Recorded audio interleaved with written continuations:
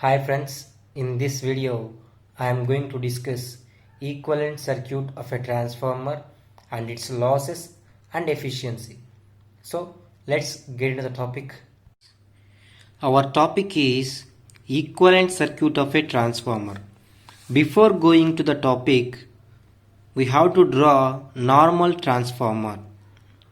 This is our actual transformer diagram.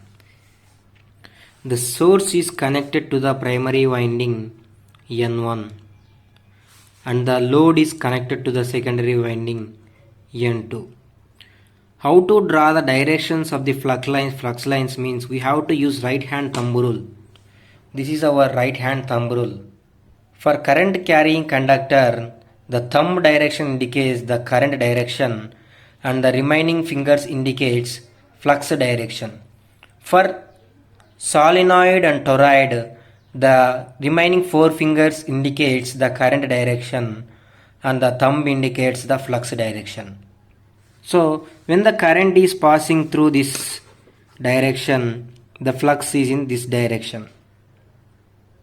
So our direction is like this. From this diagram we have to draw the equivalent circuit of a transformer. For primary winding connections, the parameters are different. To the secondary winding direction, the parameters are different. So draw the equivalent circuit of a transformer. Actually at first we have to draw the primary winding. This is our primary winding. To the primary winding we have to draw resistance and leakage reactance. This is the resistance R and this is the leakage reactance X1. This is R1 and X1. Combination of these resistance and leakage reactance is known as impedance Z1.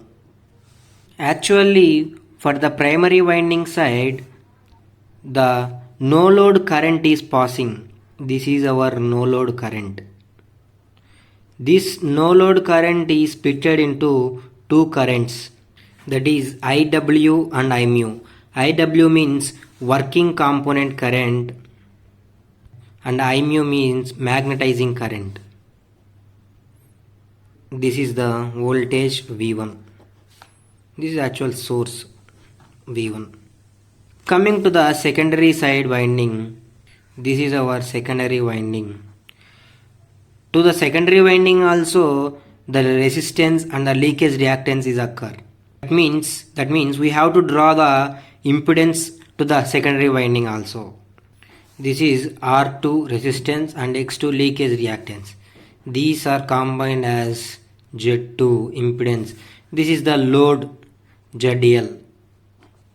This is our ideal equivalent circuit of transformer, simply called as ideal transformer. I hope you understand how to draw the equivalent circuit of a transformer. This is our topic, actual topic.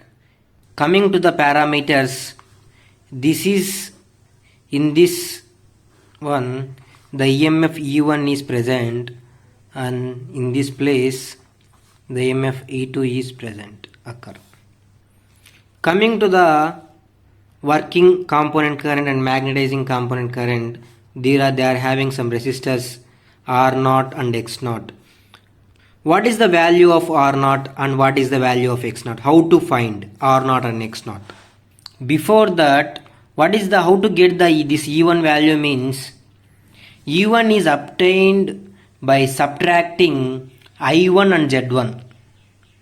This is I1 and Z1. Subtracting from I1 and Z1 we can get E0 value. So coming to the X0 equal to E0 by I0. E means we can use as this is voltage, this is by current. Voltage by current equal to resistance. And the next one is R0 equal to E1 by I omega. This is working component current. R0 is having IW, that is working component current, and how to find this R0 equal to E1 this voltage by I omega IW. This is R0. And we already known that E1 by E2 equal to N2 by N1 equal to K. I will discuss detailed discussion on these parameters in the next video. In this video we just know how to draw this equivalent circuit of this transformer and some these parameters R0 and X0 and I omega, I mu, I naught. And we can discuss secondary current referred to primary, primary current referred to secondary in the next video with the diagrams in the circuits. Coming to the losses of the transformer. Majorly there are two types of losses are there. First one, constant loss and variable loss. The constant loss are also known as iron loss or core loss, and variable loss are also known as copper loss. Actually this constant loss is same for all types of loads. Same for all types of loads. That's why it is called actually constant loss. Because actually the core flux remains practically constant. This core flux practically constant. It is in constant core flux. So that's why it is having the constant loss. So in all types of loads we are having the constant loss only. This constant loss includes hysteresis loss and eddy current loss. This is very important one. How to minimize this hysteresis loss and how to minimize this eddy current loss means, first of all, how to minimize this eddy hysteresis loss means we have to use high silicon steel made of high silicon steel one. When we use this steel of high silicon steel, the hysteresis loss will be minimized. Then how to minimize this eddy current loss? When we use very thin laminations, we can minimize this eddy current losses.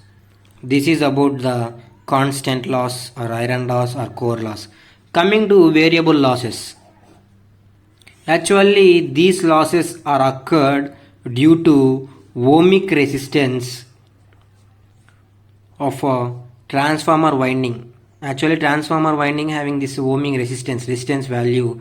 So that's why the copper losses or variable losses occurred. Actually for ohmic resistances one we can remember this one. The value of copper loss is proportional to square of the current. This is important bit, and these are also very important how to minimize the hysteresis and eddy current loss in EZ point of view. This is about the variable losses. Coming to the efficiency. Actually the efficiency is defined as the ratio means divided by this one. The ratio of output power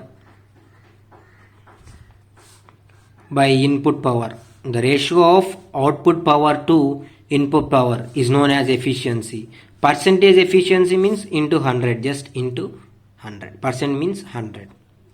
In the parameters, how to write the efficiency means in the next video I will discuss these parameters.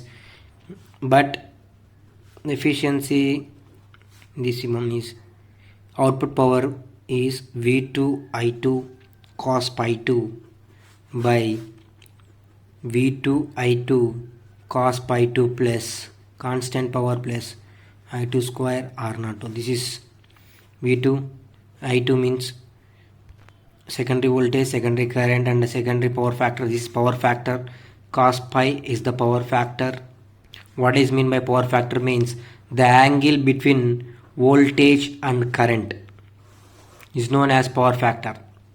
This is total ohmic loss. And this one also the output voltage and output current. This is power factor, output power factor. This is about the efficiency of the transformer. In the next video I will discuss the detailed explanation on the parameters and condition for maximum efficiency.